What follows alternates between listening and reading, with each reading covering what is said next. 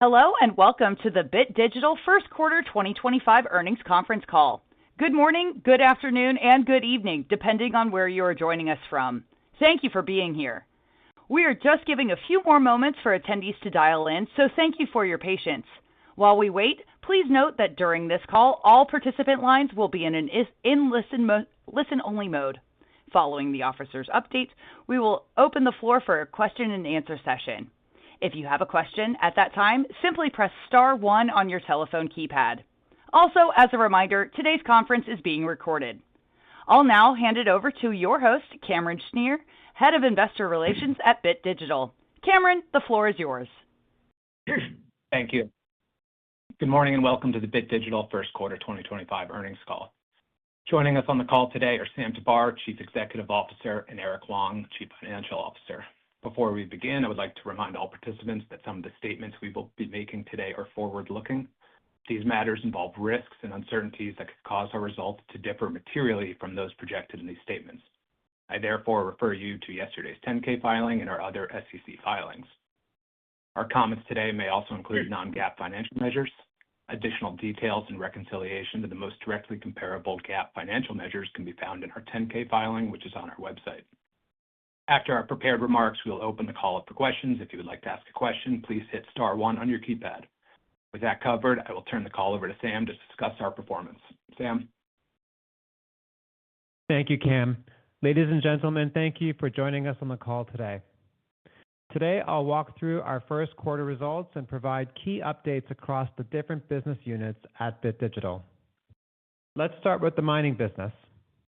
Our overall top-line results were dragged down by our mining segment, where first quarter 2025 revenue decreased 64% year-over-year and 26% sequentially.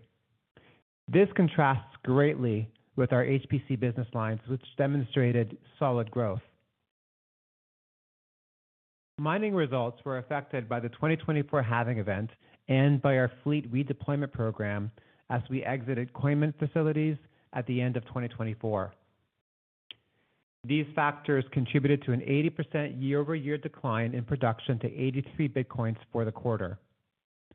Despite the lower production, our mining operations remained gross margin positive. In fact, mining margins expanded approximately 500 basis points sequentially to 21%, reflecting improvements in fleet efficiency and cost structure. Our active hash rate stood at approximately 1.5 exahash by the end of March 2025, and fleet efficiency was approximately 24.5 joules per terahash. We had a shipment of previously ordered S21 miners from Southeast Asia that we paused amid tariff uncertainty, as the prescribed import duties would have significantly increased payback periods. But we have since begun taking delivery of those units and expect to return to approximately 2.5 exahash with fleet efficiency in the low 20s during June. Mining represented just 31% of our total revenue for the quarter, compared to 72% in the same period last year. This shift reflects both the growth of our HPC business and the reality that without heavy reinvestment, mining market share naturally declines. And we are fine with that. While our hash rate stands to rebound in the second quarter, our primary focus remains on investing in our data center build-out and cloud services business. Turning to cloud services. Revenue for the segment increased 84% year-over-year and 14% sequentially to $14.8 million. Gross margins rebounded, expanding approximately 700 bips sequentially to 59%. We continue to expect segment margins to improve over time as revenue scales and as the impact from operating lease costs tied to our anchor customer contract is spread across a broader base. Based on our current contracted deployments, we expect stronger sequential revenue growth in the second quarter and continued growth in the third quarter of 2025. Several deployments commenced midway through the first quarter, so we expect a recognition of full quarter of revenue contribution in the second quarter. Additionally, Our initial deployment for a DNA fund, a 576 H200 cluster, began generating revenue in April and represents approximately $10 million in annualized revenue. In May, we expanded our relationship with DNA Fund through two new contracts totaling 616 H200 GPUs under 2-year terms, representing approximately $10.8 million of additional annualized revenue. The expansion with this customer reflects our strategy of building trust through execution and using that as the foundation for expanding relationships over time. Our procurement strategy remains focused on aligning GPU purchases with contracted demand rather than taking speculative inventory risk. We are effectively sold out of H200 capacity and have prioritized deployments backed by secured contracts. While overall demand for B200 GPUs remains healthy, uptake through our on-demand distribution partnership with Shadeform has been impacted by hardware reliability issues. We believe the crux of that issue is tied to the early iterations of servers we received, and we're working with the OEM to address that issue. We expect this dynamic to improve over time as early hardware issues are hopefully resolved. We are currently marketing this cluster to customers for a multi-year contract. Separately, our anchor customer exercised their right to adjust the start date on their 464 B200 deployment from June 30th to August 20th, the latest allowable date under the agreement. As a result, this contract represents approximately $15 million of annualized revenue for 18 months. If we don't secure an acceptable customer contract for our existing B200 cluster, we will likely use those GPUs to fulfill our anchor customer contract. We continue to prioritize securing multi-year deployments with creditworthy counterparties as the foundation for our growth strategy. Looking ahead, we're engaged in several large contract discussions with a focus on securing multi-year agreements that are financeable and aligned with our capital efficiency objectives. Currently, we are conducting diligence and negotiating on 4 separate deployments with creditworthy counterparties. Each opportunity carries an annualized revenue potential above $100 million and a 3 to 5 year contract term. These are the types of contracts that we believe would support attractive financing structures, and we're working on those financing options in parallel with negotiations. It's too early to say whether we'll ultimately win any of those deals, but we're encouraged by the progress and the fact that we're increasingly included in these processes. We believe this reflects the strength of the platform that we've built and are continuing to build through disciplined investment and execution. Finally, we are investing in proprietary software development to enhance our platform capabilities. A key milestone was the launch of our API layer for external provisioning of bare metal GPU servers, with Shadeform as our first integration partner. This development not only expands our ability to integrate with third-party platforms, but also streamlines operations for our direct customers. Over time, we expect that this will position White Fiber as a premium cloud infrastructure offering focused on maximal performance and reliability. Turning to colocation services with our data centers.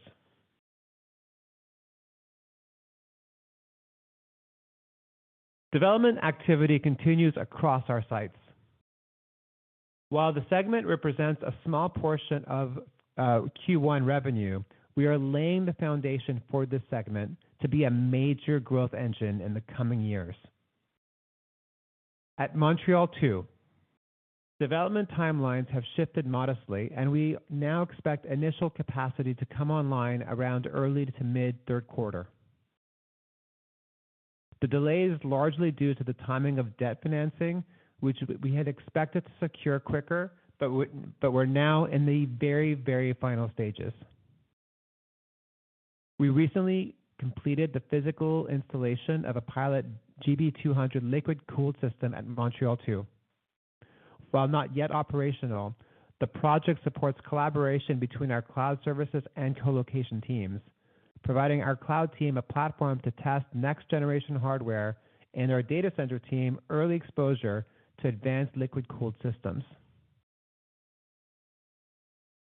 We secured our third data center site, Montreal 3, in April under a lease-to-own structure. Development remains on track, with the Cerebras deployment expected to commence about 2 months from now. As a result, this is a build-to-suit deployment for a customer with a very sophisticated technology requirements, and we're really proud to partner with them and help accelerate their growth plans. We are making progress on both sites and remain confident in our ability to meet key customer commitments. In April, we disclosed via an 8-K filing that we signed a purchase agreement to acquire a roughly 95-acre property in North Carolina, intended for data center development. This transaction remains subject to customary closing conditions, and we're actively working through those processes. While it is too early to provide additional details, we are very excited about the potential strategic significance of this site, for our platform, and we look forward to providing further updates as appropriate. In addition to our active projects, our broader development pipeline remains robust. We continue to pursue additional data center opportunities across Canada and the U.S., with over 500 megawatts of potential capacity under evaluation or negotiation. Customer demand for high-performance, AI-optimized colocation remains strong, and we're engaged in multiple active discussions that could drive incremental leasing at our existing and planned sites. On the financing side, we are now nearing finalization of a mortgage financing package for our Montreal 2 facility with a leading global banking partner. We expect to be in a position to announce the terms shortly. We believe this financing will validate the scalability and capital efficiency of our data center development model and provide a very strong foundation for future growth. Our data center platform is a critical pillar of our strategy to build a durable, diversified, and high-margin infrastructure platform. We're very excited about the opportunities ahead as we continue to expand capacity and deepen relationships with high-quality customers. I'll now hand over the line to Eric, who will discuss our financial results.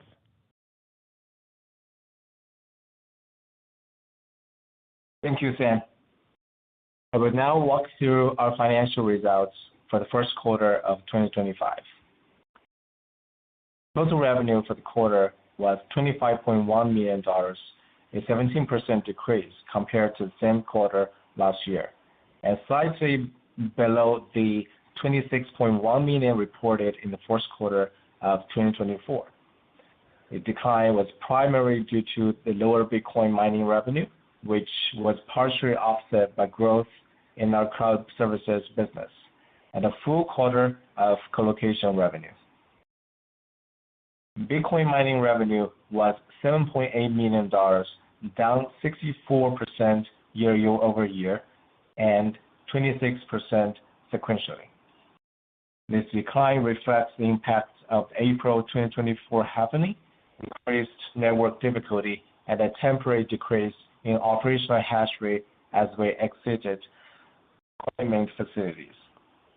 We also retired and replaced older units during this transition to optimize fleet efficiency. Cloud services revenue was $14.8 million, an increase of 84% compared to the first quarter of 2024 and 14% sequentially.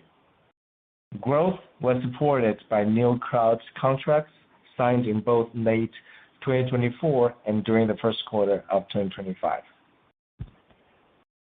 Colocation services contributed $1.6 million in revenue, up from $1.4 million in the first quarter.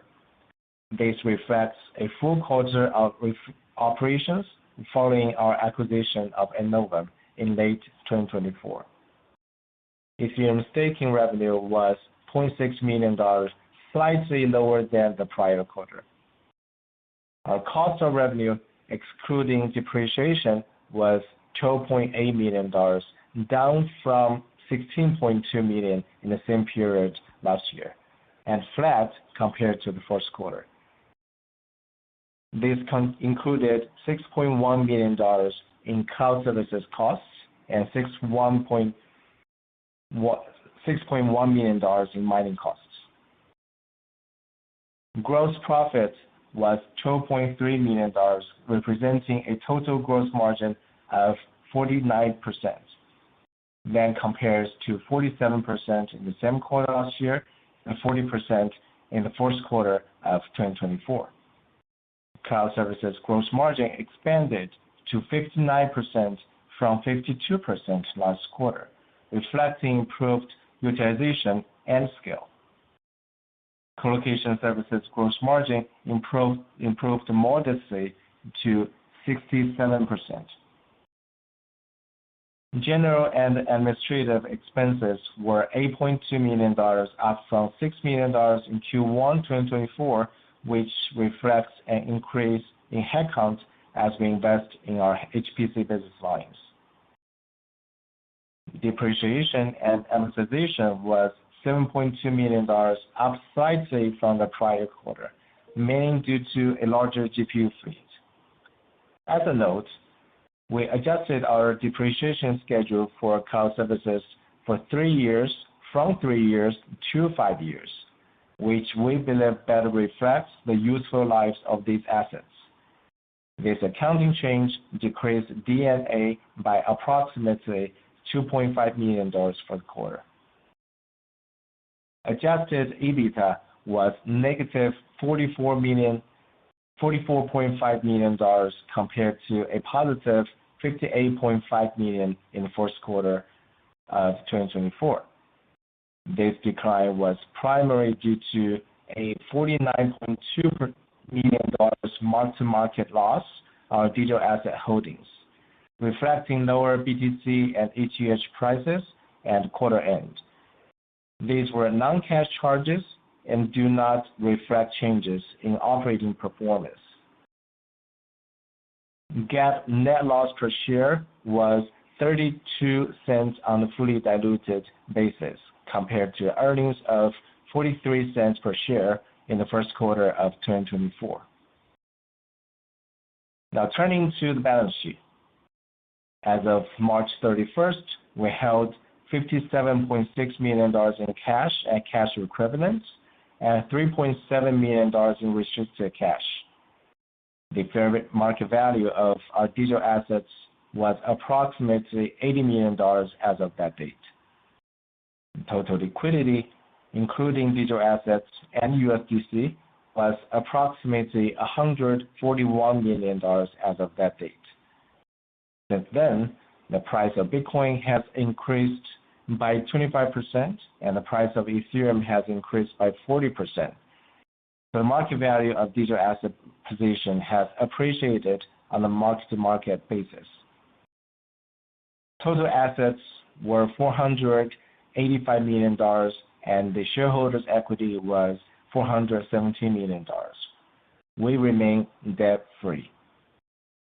CapEx for the quarter was $65 million. Approximately $36 million for the CapEx was spent on the GPUs, including our B200 deployment, with the remainder spent on data center infrastructure, networking and storage equipment, and Bitcoin mining units.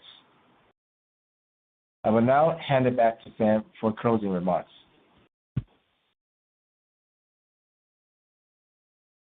Thank you, Eric. Before opening the line for questions, I want to address our financing strategy and recent capital activity. We remain firmly committed to pursuing non-dilutive financing structures to support the expansion of our HPC platform. We're actively working toward finalizing our first commercial mortgage financing, and we're confident that this will provide a strong foundation for scaling our data center business efficiently. We have also initiated the process for commercial mortgage financing in the U.S. Regarding the filing of a new ATM registration, I want to emphasize that this was a mechanical renewal of our shelf capacity. It doesn't reflect any change in our philosophy. We continue to view equity issuance as a tool to be used selectively and strategically, with a strong preference for non-dilutive financing wherever possible. During the first quarter, we raised approximately $10 million through our ATM program as part of our normal course of operations. Subsequent to quarter end, we raised approximately $48 million through the ATM. These proceeds strengthen our liquidity position and support certain strategic growth initiatives that we believe will be transformative for our business. We look forward to providing additional updates on these certain initiatives at the appropriate time. In parallel, we also sold approximately $32 million worth of Bitcoin holdings during the quarter to help fund growth while managing our use of equity issuance. We did not sell any ETH during the quarter, but transferred 3,400 into an internally managed fund, which we do not count as treasury holdings. Maintaining a strong liquidity position is critical, not just for executing on our expansion plans, but also for building trust with our customers. Prospective colocation tenants view financial strength as a key factor in selecting infrastructure partners, and our balance sheet reinforces our ability to deliver projects reliably.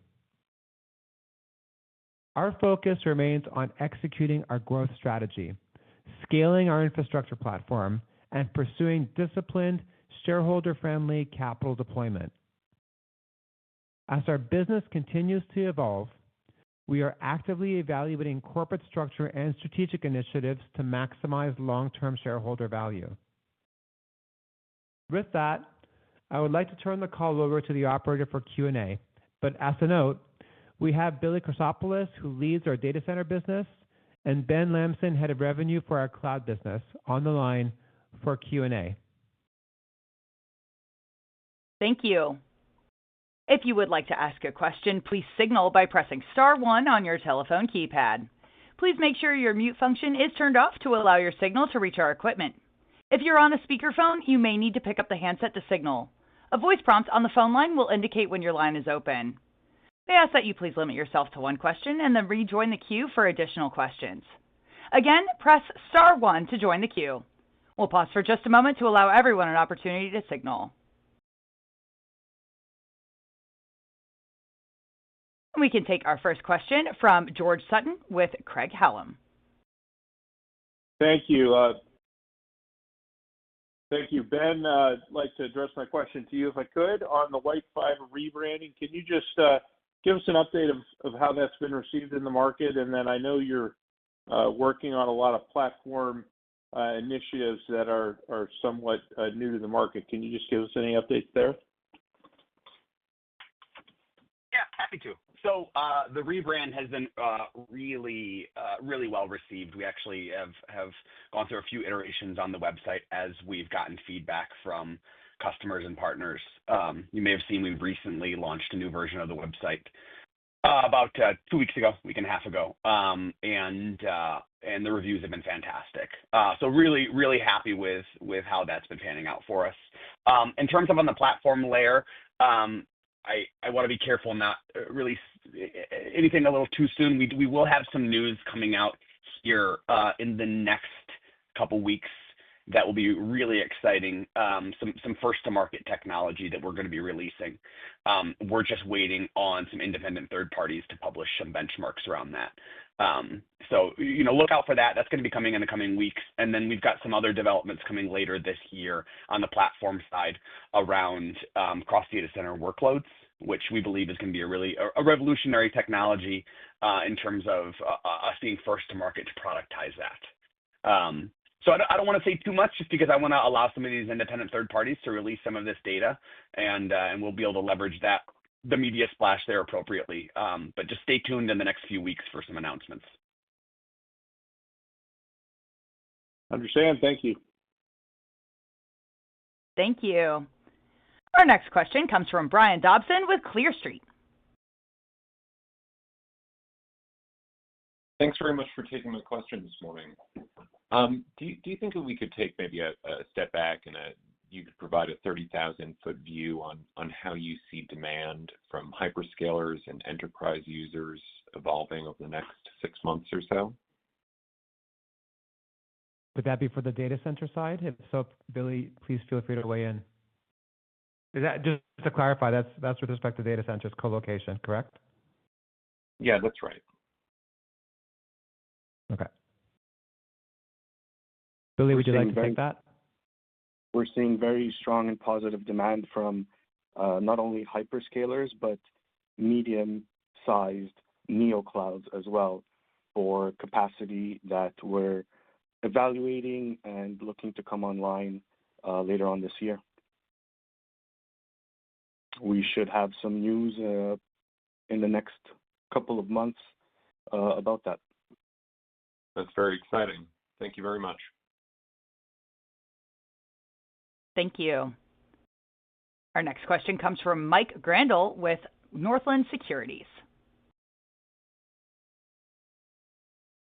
Hey guys, good morning. I think what you were describing is a delay for customer one from June 30 to August 20.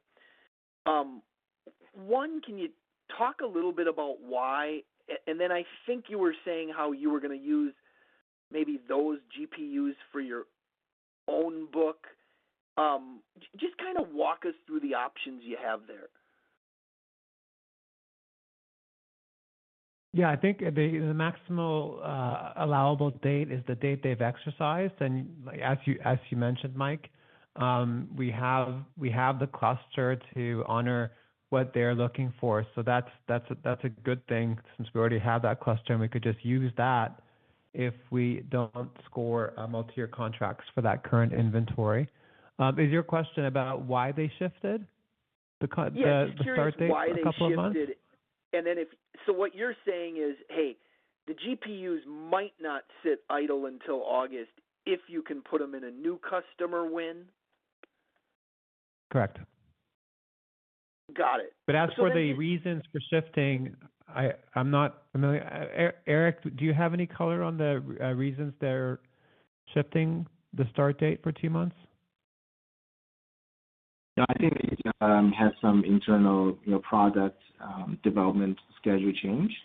So they still want those compute, but they like to exercise the option to extend at a little later date. And we had installed and deployed those equipment in our Icelandic data center already. So right now we can sell those compute, and I know Ben is working on that. There's a few counterparties we're negotiating with for multi-year contracts. And on top of that, we're putting this B200 compute on demand platform through Shapeform as well. So it's already generating some revenue. Okay, great. Thank you.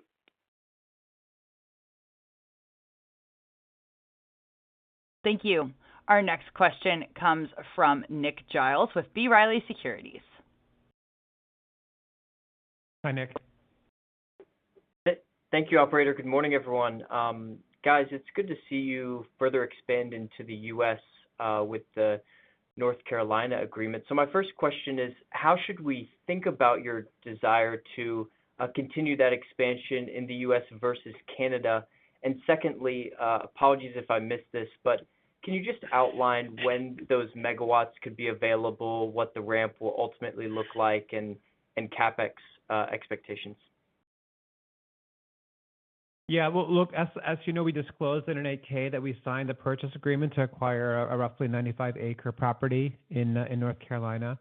The transaction remains subject to some closing conditions, so it's too early for us to provide additional detail until it closes. But I can tell you I'm deeply excited about its potential strategic significance, and we will definitely update you and the markets as soon as if this closes. The deal isn't closed, so there isn't much we can say, or frankly, or what we want to say until something is finalized in either direction. But to your question about the broader colocation development pipeline, we're evaluating and negotiating over 500 megawatts of additional potential capacity across Canada and the U.S. These sites range from small sites in the 5 to 20 megawatt range to sites with over 100 megawatts. And we continue to target those sites in adjacent to market cities or in proven corridors of customer demand. That's really important for us geographically. We focus on retrofits. So we look at sites that aren't currently configured as data centers, but would lend themselves well to redevelopment and reduce costs and timelines relative to a greenfield site. And the team that we have, when we acquired Enovum last year, it wasn't just about an acquisition of a Tier 3 data center, but more importantly, it was about a team that's been doing this their entire careers, and also a huge pipeline that they've identified through LOIs and through a lot of work, about 500 megawatts worth. So the secret sauce with respect to that particular acquisition was their experience in retrofit and how they could do it faster and cheaper. And they have a track record of doing it faster and cheaper. And this is really the secret sauce. We're not trying to sort of figure it out as we go. We have acquired a team that's been doing this for a long time before this sector got hot.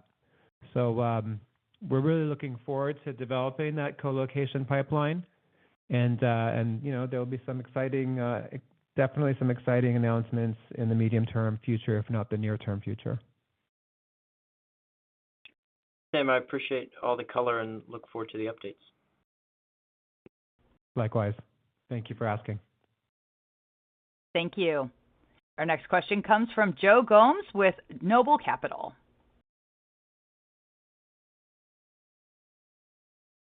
Good morning. Just wanted to kind of get your thoughts. If I look through the 10Q this morning, and you've got $33 million on the balance sheet of investments, and at the same time you're raising equity, and just trying to get your thought on how do you weigh that? Is it more is it a better opportunity to liquidate those investments and not have to sell so many shares in the ATMs? Just trying to get your thought process on that. Yeah, absolutely. So the recent filing was a mechanical renewal just to maintain flexibility and optionality. It doesn't reflect a change in our posture towards selective and strategic use of equity issuance. We understand, I completely understand, the optics are not great given the size of the ATM relative to our market cap. The market cap is transitory. Having the ATM on file is really just a tool we have access to. It's worth more to have that optionality in future years than to forego in favor of optics. But look, liquidity is critical for executing strategic initiatives and building customer confidence, as mentioned on the call earlier. We do balance raising equity with selling digital assets to fund growth responsibly. We did sell some Bitcoin. Fortunately, we did not sell any ETH. As you know, that ETH has had a really great run, and we're still pretty strong believers. There's a lot of juice in there, but we also are very excited to announce mortgage financing, which is really inexpensive capital in order to fund the growth of our data center business. And we look forward to announcing the terms of that mortgage financing very soon. And that will really help with respect to how we fund our growth. We want to use cheap sources of financing. We do not want to use the ATM. But it has to be an option. Thanks. Thank you. Before we take our next question, just a reminder to our audience that is star one to ask a question. Our next question comes from Kevin Dede with H.C. Wainwright. Hi, Kevin. Hi, good morning, Sam. Eric, thanks for having me on the call.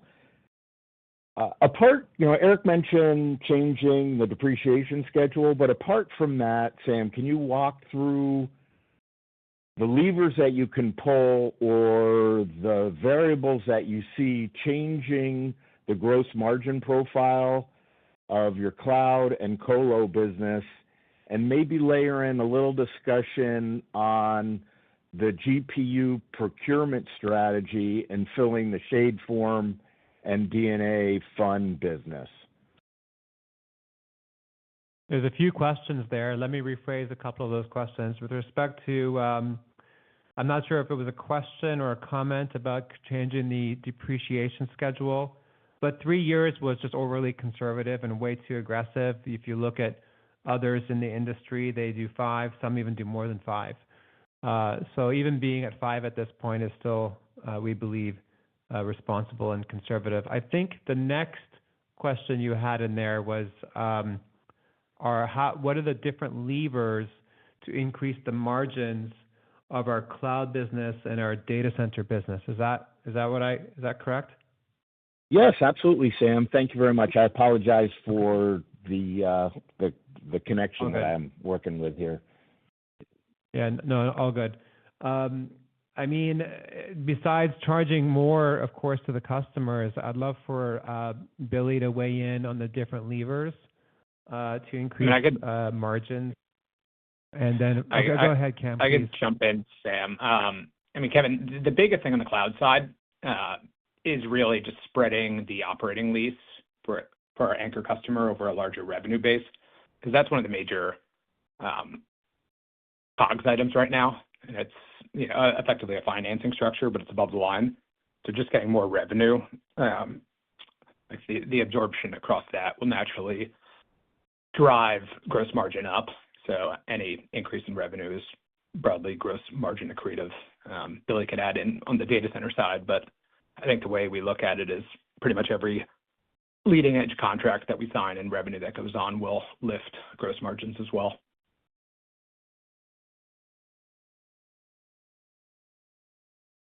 On the data center side, margins are very predictable and can be relied on.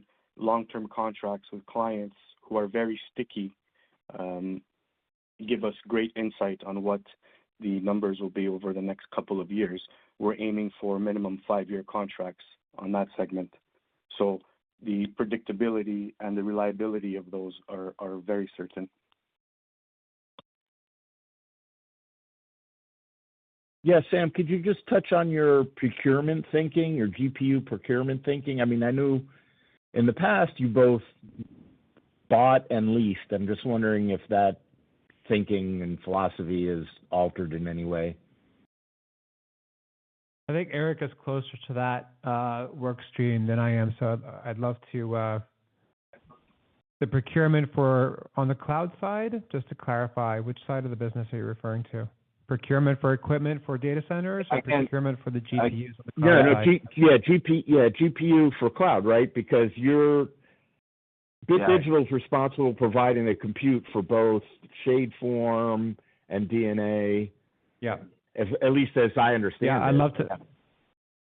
Yep. I'll pass that question to Ben and Eric.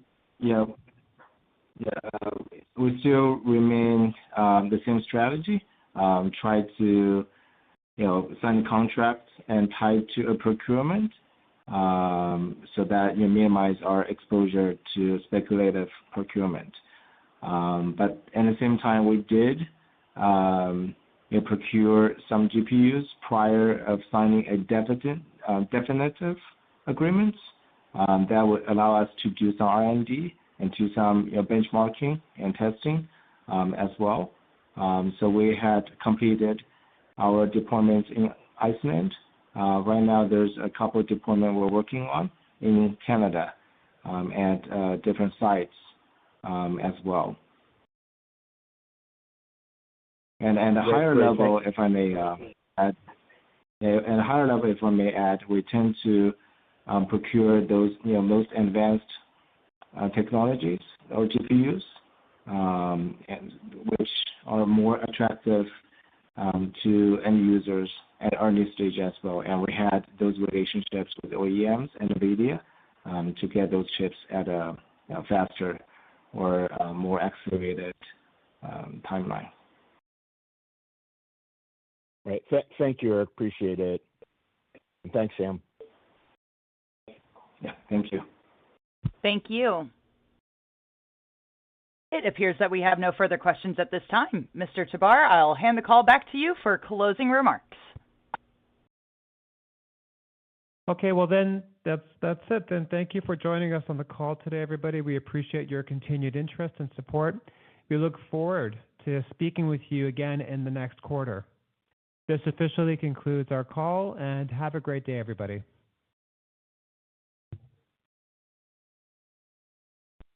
This concludes today's call. Thank you for your participation. You may now disconnect.